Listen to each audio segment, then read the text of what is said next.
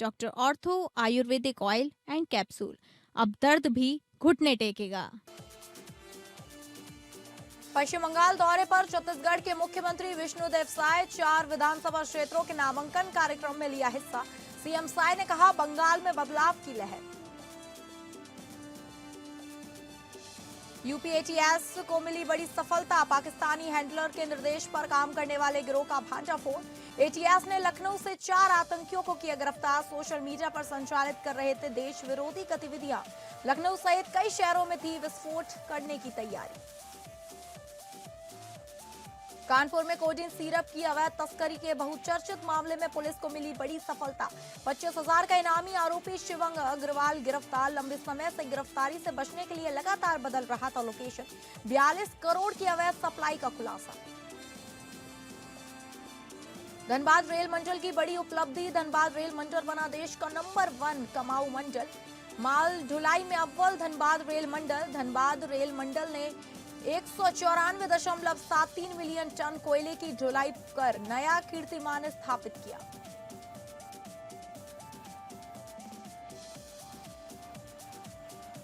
नमस्कार, आप सभी का स्वागत है स्टेट लाइव में और मैं हूं आपके साथ अंकिता सिंह। स्टेट लाइव की शुरुआत करेंगे छत्तीसगढ़ की खबरों का रुख करके। जब पश्चिम बंगाल दौरे पर छत्तीसगढ़ के मुख्यमंत्री विष्णुदेव साय ने बड़ा राजनीतिक बयान दिया है। उन्होंने कहा कि राज्य में बदलाव की लहर साफ दिखाई दे रही है। मुख्यमंत्री साय ने ममता सरकार पर आरोप लगाते हुए कहा कि जनता को केंद्र की कई योजनाओं से वंचित रखा गया है।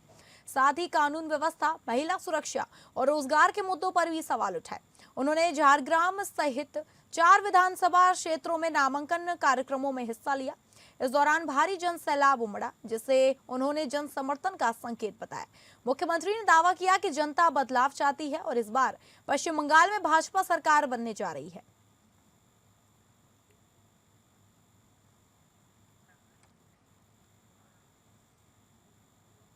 छत्तीसगढ़ की राजधानी के नया रायपुर स्थित भारतीय प्रबंधन संस्थान रायपुर के 15वें दीक्षांत समारोह में एस जयशंकर ने शिरकत की। इस दौरान उन्होंने छात्रों को संबोधित करते हुए बदलती वैश्विक परिस्थितियों पर युवाओं की भूमिका को बेहद अहम बताया। अपने संबोधन में विदेश मंत्री ने कहा कि आज का दौर तेजी से बदलती दुनिया का है, जहां वैश्विक घटनाएं सीधे हमारे जीवन, करियर और भविष्य को प्रभावित करती हैं। ऐसे में छात्रों को सिर्फ अपनी पढ़ाई या विशेषज्ञता तक सीमित नहीं रहना चाहिए, बल्कि वैश्विक राजनीति, अर्थव्यवस्था और अंतर्राष्ट्रीय संबंधों की भी समझ विकसित करनी चाहिए। उन्होंने कहा कि आज के युवाओं को बहुआयामी दृष्टिकोण अपनाने की जरूरत है, ताकि वे बदलते विश्व परिदृश्य के अनुरूप खुद को तैयार कर सके। वैश्विक स्तर पर आर्थिक उतार चढ़ाव, तकनीकी विकास और राजनीतिक बदलावों का असर हर क्षेत्र पर पड़ता है, इसलिए इनकी जानकारी होना जरूरी है। विदेश मंत्री ने छात्रों को जिज्ञासु बने रहने, लगातार सीखते रहने और अपने ज्ञान का दायरा बढ़ाने की सलाह दी। उन्होंने ये भी कहा कि भारत आज वैश्विक मंच पर मजबूत भूमिका निभा रहा है और युवाओं के पास देश के भविष्य को आकार देने का बड़ा अवसर है।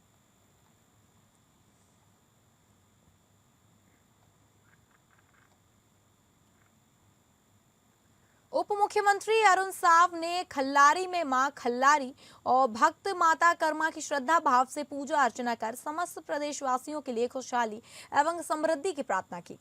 उप मुख्यमंत्री श्री साव ने खल्लारी मेला महोत्सव के द्वितीय दिवस में शामिल होकर श्रद्धालुओं से आत्मीय संवाद किया। उप मुख्यमंत्री श्री साव ने कहा कि खल्लारी महाभारत कालीन पवित्र और पौराणिक नगरी है। इसकी ख्याति देश भर में है। माननीय प्रधानमंत्री मोदी जी के नेतृत्व में देश के धार्मिक स्थलों को सजाने और संवारने का काम किया गया है। प्रसाद और भारत दर्शन योजना से धार्मिक स्थलों की तस्वीर बदलती है। श्री साव ने कहा कि इस अवसर पर भीमखोज से खल्लारी तक सड़क निर्माण के लिए 13 करोड़ रुपए देने की घोषणा की। उन्होंने बताया कि 74 करोड़ रुपए की लागत से उड़ीसा छत्तीसगढ़ सड़क निर्माण के लिए प्रशासकीय स्वीकृति मिल गई।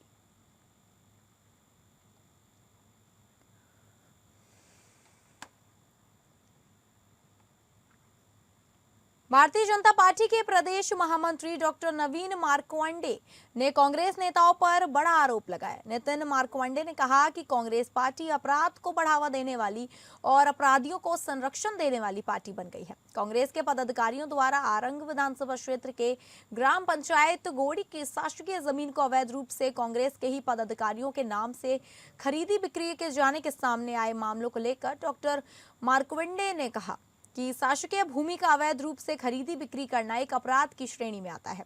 भाजपा प्रदेश महामंत्री डॉक्टर मार्कंडे ने कहा कि इस अवैध खरीदी बिक्री में तत्काल पंचायत सचिव, सरपंच, उप सरपंच की मिलीभगत है। कांग्रेस पदाधिकारी द्वारा की गई अवैध खरीदी बिक्री को लेकर मंदिर हसौद थाना क्षेत्र में इसकी शिकायत भी की गई है और प्रशासनिक स्तर पर इसकी जांच भी हो रही है।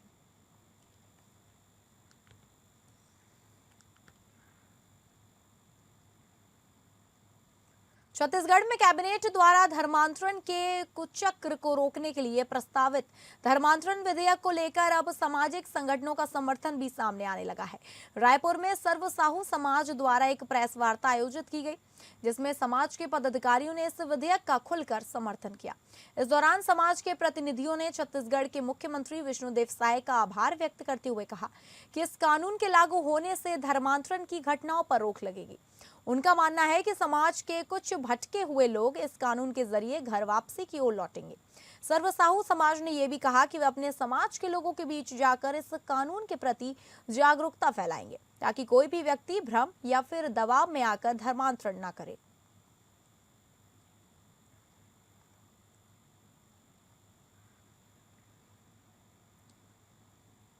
अब बात करेंगे झारखंड की खबरों का रुख करके, जहां आरजेडी के राष्ट्रीय कार्यकारी अध्यक्ष तेजस्वी यादव झारखंड दौरे पर रविवार को रांची पहुंचे। यहां उनका भव्य स्वागत किया गया।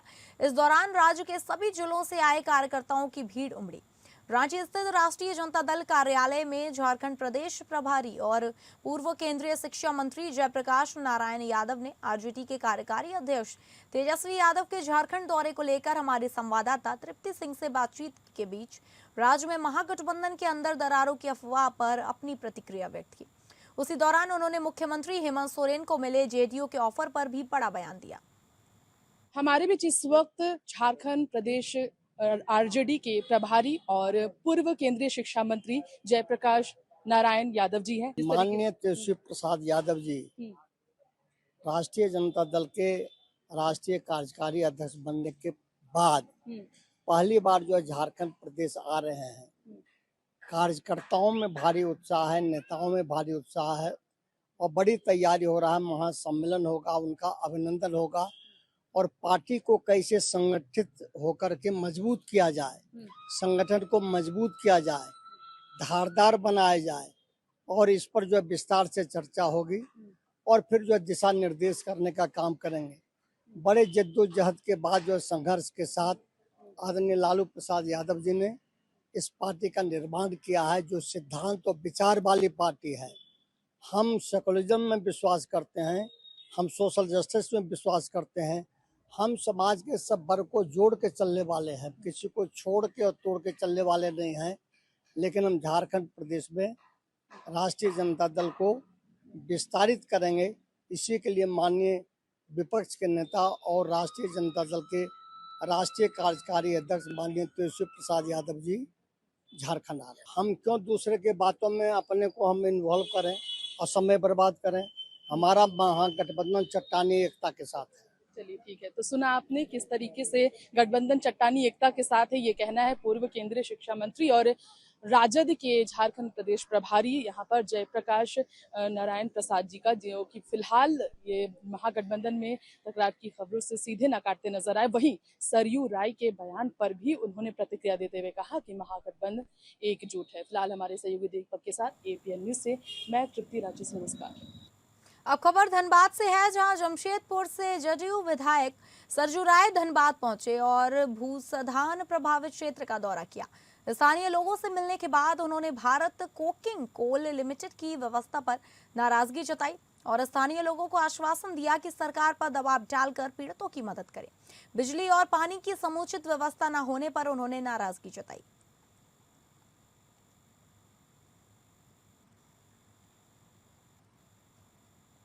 धनबाद जिला में जेएलएसपीएस कर्मियों ने सैकड़ों की तादाद में उपायुक्त धनबाद कार्यालय के बाहर धरना प्रदर्शन किया। जेएलएसपीएस कर्मियों ने आरोप लगाया कि झारखंड सरकार ने पिछले 7 महीनों से मानदेय नहीं दिया है, जबकि सरकार ने उनका मौजूदा मानदेय में बढ़ोतरी के आश्वासन दिए थे। वेतन बढ़ोतरी तो दूर, सरकार मौजूदा वेतन भी समय पर नहीं दे पा रही है, जिसे लेकर सैकड़ों की तादाद में जेएलएसपीएस कर्मियों ने धनबाद डीसी आवास का घेराव किया और अपनी मांगों को लेकर डीसी को ज्ञापन सौंपा।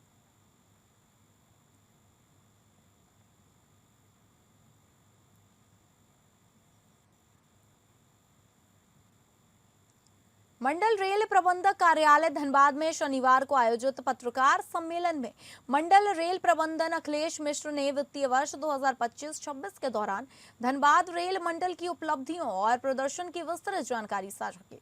इस दौरान उन्होंने कहा कि धनबाद रेल मंडल लाल ढुलाई, यात्री सुविधाओं, संरक्षा और आधारभूत ढांचे के विकास के क्षेत्र में लगातार बेहतर कार्य करने के लिए प्रतिबद्ध है। उन्होंने बताया कि माल ढुलाई के क्षेत्र में धनबाद रेल मंडल ने एक बार फिर देश में पहला स्थान हासिल किया है। इस वित्तीय वर्ष में धनबाद रेल मंडल ने 194.73 मिलियन टन कोयले की ढुलाई कर नया कीर्तिमान स्थापित किया है। वहीं बिलासपुर रेल मंडल 194.05 मिलियन टन माल ढुलाई के साथ दूसरे स्थान पर रहा। कमाई के मामले में भी धनबाद रेल मंडल ने देश में अपनी बादशाहत कायम रखी। इस साल धनबाद रेल मंडल ने कुल 23,773.24 करोड़ रुपए की आय अर्जित की, जिससे यह देश का सबसे अधिक राजस्व देने वाला रेल मंडल बन गया है। बिलासपुर मंडल 23,645.34 करोड़ रुपए की आय के साथ दूसरे स्थान पर रहा। वहीं यात्री सेवाओं की बात करें तो धनबाद रेल मंडल ने इस वर्ष 269.25 लाख यात्रियों को उनके गंतव्य तक पहुंचाया। यात्रियों से किराए के रूप में धनबाद रेल मंडल को 529.88 करोड़ रुपए की आय हुई, जो पिछले वर्ष की तुलना में 7.88 करोड़ रुपए अधिक है।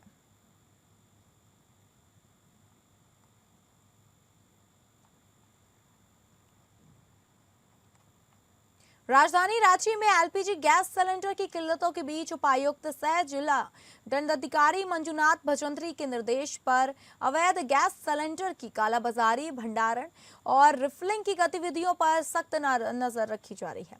इस क्रम में शनिवार शाम में जिला प्रशासन को प्राप्त हुई गुप्त सूचना के आधार पर जिला दंडाधिकारी मंजुनाथ भजंत्री के निर्देश अनुसार प्रखंड विकास पदाधिकारी ओरमांझी के नेतृत्व में जिला स्तरीय टीम ने ओरमांझी थाना क्षेत्र के ग्राम ईरवा स्थित दिल्ली दरबार बिरयानी दुकान में छापेमारी की।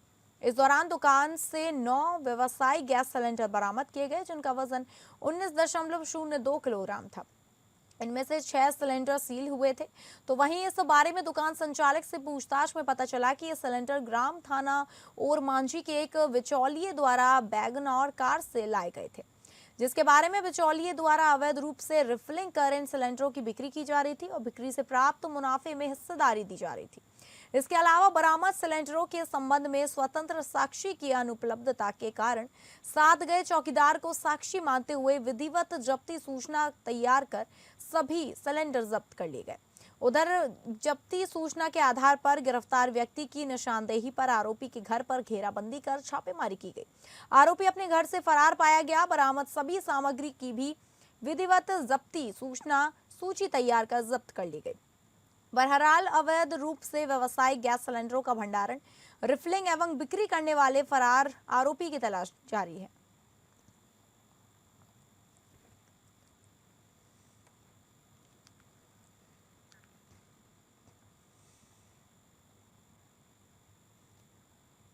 राजधानी रांची में डीसी मंजुनाथ भजंत्री के आदेश पर अब एलपीजी रसोई गैस सिलेंडर की होम डिलीवरी को अब अनिवार्य करने का फैसला लिया गया है, जिसे लेकर समाहरणालय में गैस तेल कंपनियों के उच्च अधिकारियों व प्रतिनिधियों के साथ उन्होंने एक महत्वपूर्ण बैठक आयोजित की। इस बैठक अनुमंडल पदाधिकारी कुमार रजत एवं जिला आपूर्ति पदाधिकारी राम गोपाल पांडे भी उपस्थित रहे। बैठक में जिला दंडाधिकारी सह उपायुक्त मंजुनाथ भजंत्री के वर्तमान वस्तु स्थिति की समीक्षा करते हुए गैस कंपनियों के प्रतिनिधियों को कड़े निर्देश देते हुए स्पष्ट कहा कि एलपीजी गैस सिलेंडर की डिलीवरी हर हालत में उपभोक्ताओं के घर पर ही सुनिश्चित की जाए। साथ ही किसी भी उपभोक्ता को गैस गोदाम या डिपो से सिलेंडर उठाने के लिए नहीं भेजा जाए। होम डिलीवरी को अनिवार्य रूप से लागू किया जाए और अगर किसी उपभोक्ता को तत्काल गैस की आवश्यकता हो तो वह गैस एजेंसी में 5 किलोग्राम का छोटा सिलेंडर ले सकता है। इसके अलावा सामान्य 14.2 किलोग्राम सिलेंडर की डिलीवरी केवल घर पर ही होगी। उपायुक्त भजंत्री ने साफ चेतावनी दी कि यदि कोई भी व्यक्ति, गैस एजेंसी संचालक या कर्मचारी गैस सिलेंडर की कालाबाजारी, ब्लैक मार्केटिंग या अनुचित मूल्य पर बिक्री करते पाए गए तो उनके विरुद्ध तत्काल प्राथमिकी दर्ज की जाएगी और कड़ी कानूनी व्यवस्था कार्यवाही अमल में लाई जाएगी।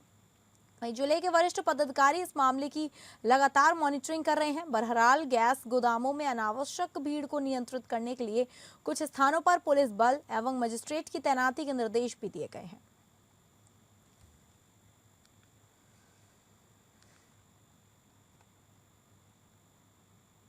राजधानी रांची के सदर थाना क्षेत्र में स्थित एक स्टील दुकान में शॉर्ट सर्किट की वजह से अचानक भीषण आग लग गई, जिसके बाद मौके पर भारी अफरा तफरी मच गई। तो वहीं स्थानीय द्वारा मिली सूचना के बाद वहां पहुंची दमकल वाहनों ने काफी मशक्कत के बाद आग पर काबू पाया गया। हालांकि तब तक दुकान के अंदर रखे हुए फर्नीचर, कागजात के साथ साथ कई अन्य सामान भी बुरी तरह से जलकर राख हो चुके थे। जानकारी के अनुसार कोकर स्थित अश्विनी स्टील नाम की दुकान में काम करने वाले स्टाफ कल रात जब दुकान बंद करके चले गए थे, तब देर रात दुकान से अचानक धुआं निकलने लगा, जिसे देखने वाले राहगीरों ने तुरंत दुकान मालिक और सदर थाना को इस घटना से अवगत कराया। फिर थोड़ी देर बाद दमकल कर्मी और पुलिस दोनों मौके पर पहुंचे, जिन्होंने काफी मशक्कत के बाद आग पर काबू पाया। इस मामले पर सदर थाना प्रभारी कुलदीप का कहना है कि आग पर काबू पाने में लोगों की तत्परता ने बड़ा योगदान दिया, जिससे एक बड़ा हादसा टल गया और आसपास के दुकानों तक ये आग फैलाने से रोक लिया गया। इसके अलावा प्रारंभिक जांच में आग लगने की प्रमुख वजह शॉर्ट सर्किट होना ही बताया जा रहा है।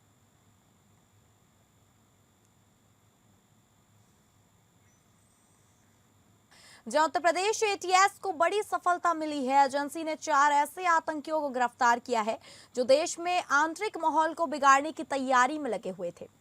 इनके पास से ज्वलनशील पदार्थ, 7 मोबाइल फोन, 24 पंपलेट और आधार कार्ड मिले हैं। इनसे पूछताछ जारी है।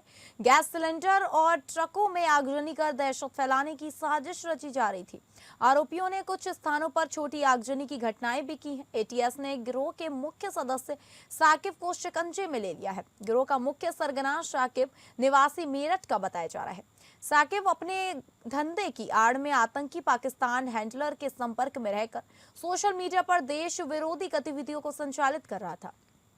एटीएस को सूचना मिली थी कि वह गिरोह को लखनऊ रेलवे स्टेशन के पास रेलवे संपत्ति को नुकसान पहुंचाने की योजना बनाई जा रही है। यह गिरोह प्रतिष्ठित संस्थानों के वाहनों के साथ रेलवे सिग्नल बॉक्स में आगजनी से दहशत फैलाता रहा। गिरोह पाकिस्तान के कट्टरपंथी हैंडलर्स और अफगानिस्तान देश के कई नंबरों से जुड़ा हुआ है। यह भारत की सुरक्षा में सेंध लगाने का काम कर रहा था। आतंकवाद निरोधक दस्ता ने शुक्रवार को लखनऊ से 4 आतंकियों को गिरफ्तार किया है। यह चारों आरोपित लखनऊ, अलीगढ़ व गौतम बुद्ध नगर में विस्फोट और सामूहिक नरसंहार कर दहशत फैलाने की फिराक में थे। अब एटीएस आतंकियों को रिमांड पर लेकर और राज खोलने की तैयारी में है।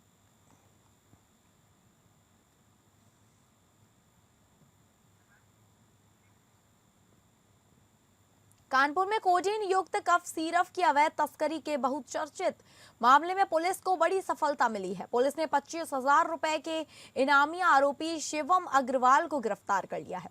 शिवम इस पूरे कांड के मुख्य आरोपी विनोद अग्रवाल का पुत्र है और लंबे समय से गिरफ्तारी से बचने के लिए लगातार लोकेशन बदल रहा था। पुलिस कमिश्नर रघुवीर लाल ने प्रेस वार्ता में बताया कि शिवम अग्रवाल से पूछताछ के दौरान कई अहम खुलासे हुए हैं। आरोपी ने कबूल किया है कि फर्जी firm Shri Ram medical agency के नाम पर कूटरचित बिल बनाकर कोडीन युक्त कफ सिरप और अन्य नशीली दवाओं की अवैध तस्करी की जा रही थी। वहीं यह नेटवर्क न केवल उत्तर प्रदेश बल्कि अन्य राज्यों तक फैला हुआ था। जांच में सामने आया कि शिवम अग्रवाल की एक फर्म नाक्स फार्मास्यूटिकल दिल्ली में रजिस्टर्ड थी। जिसके माध्यम से करीब 42 करोड़ रुपए की 76,50,000 से अधिक कोटिन युक्त कफ सिरप की बोतलें हिमाचल प्रदेश की कंपनी बिंग्स बायोटेक से मात्र 14 महीने में खरीदी गई। पुलिस अब यह पता लगाने में जुटी हुई है कि नशीली दवाओं की सप्लाई किन किन जिलों और राज्यों में की गई। मामले में अन्य लोगों की भूमिका की गहन जांच जारी है। बताया जा रहा है कि शिवम का पिता और मुख्य आरोपी विनोद अग्रवाल फिलहाल न्यायालय के आदेश पर कानपुर जेल में बंद है। पुलिस का कहना है कि इस पूरे नेटवर्क को जड़ से खत्म करने के लिए आगे की कार्रवाई जारी है।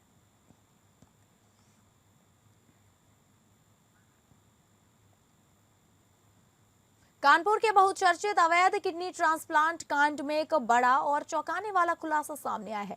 जांच में पता चला कि इस पूरे रैकेट में असली डॉक्टर नहीं बल्कि लैब टेक्नीशियन फर्जी डॉक्टर बनकर किडनी ट्रांसप्लांट जैसे गंभीर ऑपरेशन कर रहे थे।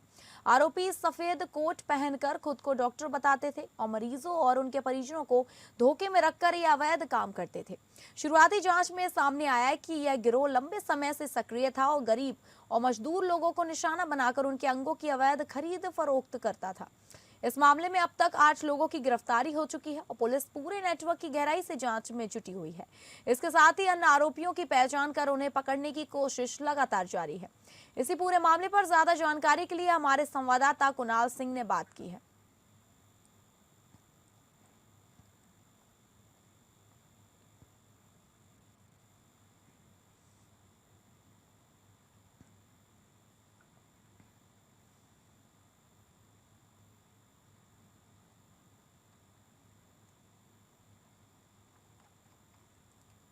इजरायल के संघर्षग्रस्त नेटान्या शहर में फंसे अकबरपुर निवासी अखिलेश कुमार को मुख्यमंत्री योगी आदित्यनाथ के निर्देश व जिलाधिकारी अनुपम शुक्ला की पहल पर जॉर्डन के रास्ते सकुशल वापस लाया गया। यह घटनाक्रम सीएम योगी के जनता के प्रति मानवीय दृष्टिकोण, जिला प्रशासन, अंबेडकर नगर की संवेदनशीलता, त्वरित निर्णय क्षमता एवं अंतर्राष्ट्रीय समन्वय का उत्कृष्ट उदाहरण प्रस्तुत करता है। अखिलेश कुमार इजरायल में रोजगार के लिए गए थे, लेकिन वहां उनके नियोक्ता के असहयोग और युद्ध जैसी परिस्थितियों के कारण वह गंभीर मानसिक तनाव में आ गए और उनकी स्थिति इतनी बिगड़ गई कि वह स्वयं लौटने में असमर्थ हो गए। इस दौरान उनकी पत्नी किरण देवी निवासी ग्राम हसपुरा, थाना सम्मनपुर, तहसील जलालपुर ने 25 मार्च को 2026 को आयोजित जनता दर्शन में उपस्थित होकर जिलाधिकारी अंबेडकर नगर अनुपम शुक्ला से मिलकर अपने पति की सुरक्षित वापसी के लिए भावनात्मक अपील की। क्या समस्या वहाँ हो रही थी और कैसे आए वो? जी सर, यहाँ हमारी माँ, उनकी माँ मतलब 2 महीने से बहुत परेशान थी, तो हम लोग मतलब वहाँ से सोचे कि हम चले आए, लेकिन वहाँ से छुट्टी नहीं मिल रही थी। तो छुट्टी भी मिल गया तो उधर लड़ाई मतलब होने लगी, तो फ्लाइट नहीं आ रही थी। तब हम लोग क्या करें, तब सर से मतलब एसडीएम साहब को मतलब एप्लीकेशन दिए, तब सर ने पूरा तब जांच करके हमें। कैसे मंगवाए वो? डीएम साहब से आप कब मिली? डीएम साहब से सर 25 तारीख को। टिकट किसने करवाया? सर डीएम साहब, एसडीएम साहब जो से मतलब होते हैं, हम तो पूरा नहीं जानते, ही जानते हैं कि डीएम साहब सर हैं। बेरोजगारी से परेशान रामपुर का एक युवक रोजगार के चक्कर में रूस गया।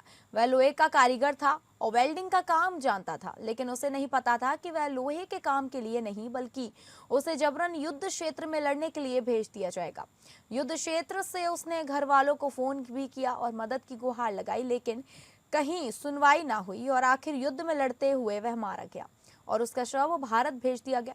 घर पहुंचे युवक के जनाजे से कोहराम मच गया। उसके परिजनों का रोते रोते बुरा हाल है और इसके खिलाफ कड़ी कार्रवाई की मांग की जा रही है।